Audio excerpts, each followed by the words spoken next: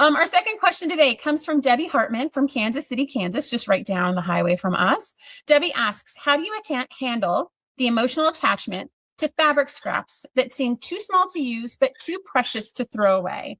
Okay, so I mean, I think Debbie just looked in my scrap bin because I have some pieces in there that I probably shouldn't be holding on to. But for one reason or another, there's an emotional attachment to it and they seem too precious to throw away. And so I think we all have those fabrics, those pieces that are either, you know, we were in a special location when we purchased them, or we spent a certain amount of money on them, or they were gifted to us at a special point in time, or they're leftover from, there's a memory attached to it. It was your child's first quilt, for example. And so we have those pieces that we just don't want to throw away. And so that's okay. That is totally fine. And, you know, you can be the person that keeps them, but you can also be the person that's like, can I let this free? Can I give it a second life and give it to someone else? Is it something that I want to keep because I want to do another high value project for me?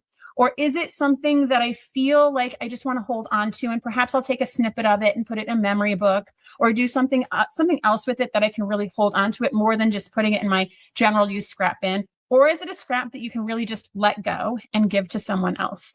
I think for me, a lot of things I do is when I get the pieces that are too small, sometimes I cut them up like confetti and I'll put them inside an ornament. And so then that way I have the ornament on the Christmas tree versus a scrap that I'm looking at and feeling guilty about not using. And so there's a lot of things that you can do with these scraps. You can cast them in acrylic. You can put them in a picture frame. You can put them in a baby book. Just how do you want to remember this fabric? Versus actually keeping it, staring at it, and feeling bad for not using it. Because that feeling bad for not using it, it's not going to get better the longer it stays there. And so give it a second life, gift it to someone else, and make sure that it gets to a better home. So Debbie, I think that's a fantastic question. I think we have a lot of connection to our fabric.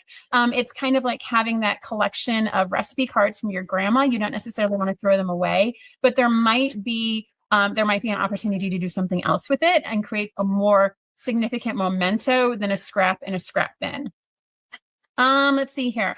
Kathy Schultz is saying, make a spool block from each fabric selection to add to a quilt later. Yes, you can definitely, put it through whatever your chosen process is for managing scraps. And you can come up with piano keys if they're strings. You can come up with 2.5-inch squares. You can come up with ways to repurpose it if it is not memento level of fabric. If it's just something that's like, this is cool, I really like it, you can repurpose it so you can actually use it versus that guilt that you have to bear when you look at it. All right, Debbie, I hope that's helpful to you. I know some other folks will have some ideas as we're going through for how to handle the scraps that you're too proud or too connected to let go. It happens. You are not alone, for sure.